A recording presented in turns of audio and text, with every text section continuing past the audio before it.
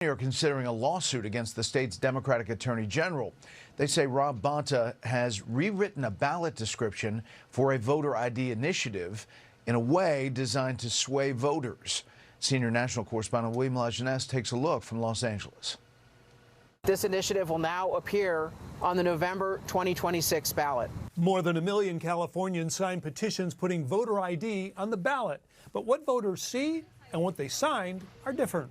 It is to make people confused and to work and undermine the election process. Supporters say State Attorney General Rob Bonta stacked the deck against them. Here's why.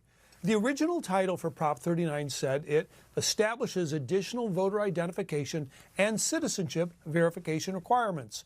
Tuesday, the Attorney General changed it to prohibit citizens from voting unless they present government-issued identification. He is framing this as prohibits citizens from voting for a reason. He is framing this in the language in summary now that says bans mail-in ballots. Here's what he's talking about. The original summary said it requires voters to present government-issued ID at the polls or the last 4 digits of a government-issued ID number when voting by mail.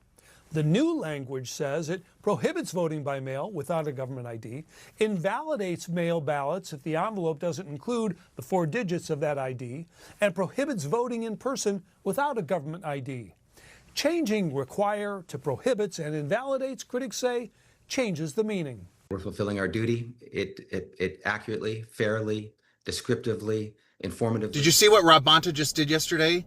He just changed the title for the voter ID proposition that we expect to have on the ballot in November. That's Prop 39. He literally changed the language to say that it prohibits citizens from voting. Those are the first few words of the ballot title. It's meant to scare people off. He hates voter ID. Our Attorney General, who should be looking to uphold and defend the law and ensure that we have election integrity everywhere throughout the state of California, including investigating Los Angeles primary election, which I will do on day one as your Attorney General. He hates election integrity. He attacks every measure, including Shasta's Measure B. The list goes on and on and on. This guy is no good for California. He should not be trying to deceive voters. The Attorney General is responsible for writing the ballot titles and also the summary of the ballot measure. And now with voter ID, he wants it so badly to not pass. He wants to confuse and deceive voters and actually scare them off by saying the ballot measure seeks to prohibit citizens from voting. I can't believe it, ladies and gentlemen. This is how corrupt this guy is. We need a new Attorney General. Please vote for me, Michael Gates, in November. They did it again, chat.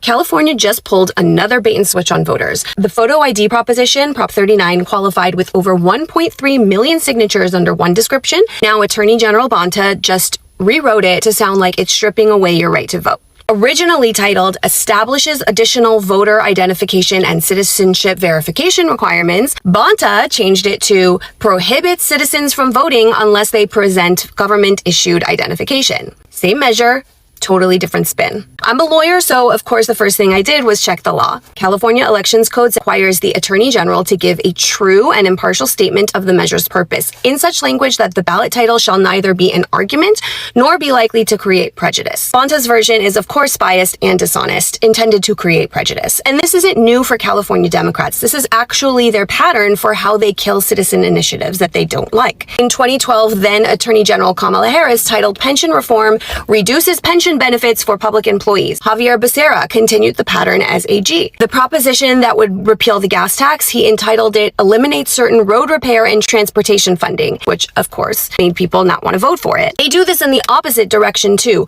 laundering bad propositions under deceptive titles to get them to pass. The most well-known example of this, of course, was the 2014 Safe Neighborhoods and Schools Act, sold with a reassuring name because it actually decriminalized some theft and drug crimes, and if they were honest about that, no one would vote for it.